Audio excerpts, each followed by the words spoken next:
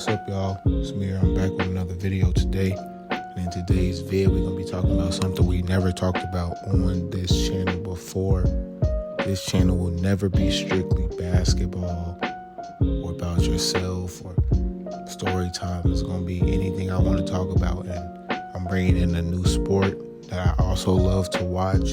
And it's been huge news around the sport of boxing. And in today's vid, I'm talking about Ryan Garcia versus Devin Haney.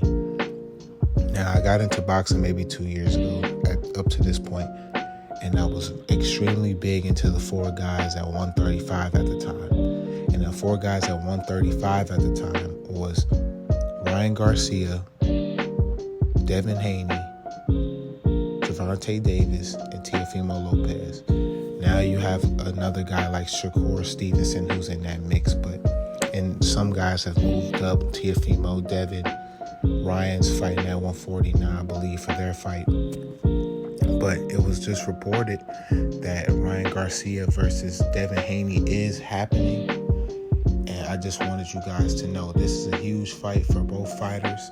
Devin Haney is probably the most accomplished at 135 in this generation. He's undisputed. He defended his title twice there, I want to say, or his titles twice.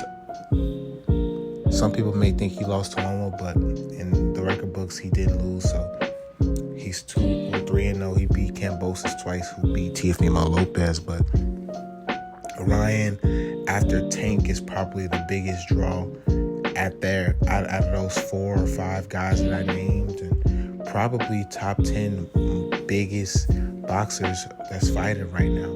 So it's a huge fight for both of them. Either guy can gain a lot from winning. Obviously, Ryan Garcia has already lost to Gervonta Davis, so his stock is a little lower just because everybody wants to be undefeated. Everybody is undefeated nowadays. So it's no knock on Garcia, but people look at him differently because he did lose. So beating Devin Haney, somebody who's so accomplished, would help him. And it's going to be a huge payday for Haney, probably his biggest payday, because he's fighting the biggest draw that you could fight other than Tank. Now, with that all being said, when I look at the two guys, this won't be a fight. This shouldn't be a fight, let's say that. From what I've seen from Ryan Garcia and from what I've seen from Devin Haney, this shouldn't be a close fight. Devin Haney should 12-0 Ryan Garcia or 10-2 Ryan Garcia. It's absolutely nothing that I see from Ryan Garcia that I think of him as a guy who can compete with Devin Haney. He has knockout power, and everybody can get knocked out. So that's what he has going for him. He can knock him out if he can catch him with that hook. If he can catch him with that hook, he can knock out Devin. And Devin has problems with continuing to fight towards the end of the fight. You saw him get wobbled up against Jojo Diaz. He gets caught. He gets hit. He got hit by Loma a lot. Now, Loma is a much better fighter than Ryan is, but it's a possibility that Ryan can catch him. Other than that, purely boxing, there's no way Ryan Garcia has any chance up against Devin. Not even a remotely slight chance. His defense is very, very, very subpar. His offense is very subpar. He has power, but that's about it. His skill level in the sport, in terms of pro boxing, is very average, if that. He doesn't have the greatest ability to switch up his fight style when needed. His jab is subpar. He keeps his hands low when he's defending or when he's throwing. So that opens up a lot of different counters. He doesn't really do anything good to me. He just has power, and that can take you a long way, and it has thus far. He's won every fight except for one.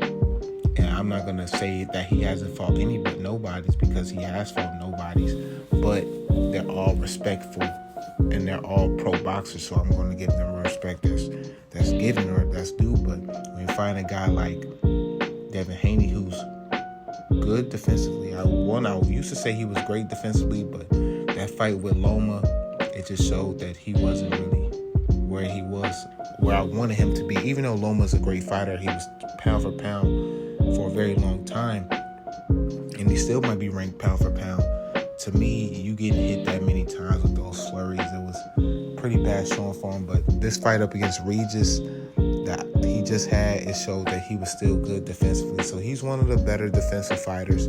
His jab is impeccable. He's usually taller than his opponents. I don't believe he's taller than Ryan, but he's usually taller than his opponents, and his jab works extremely well. He keeps his hands up for the most part, and he's extremely strict. He's extremely disciplined in what he needs to do when he's out there. And the only time I've seen anything different was when he fought up against Loma, and he still came out with that win.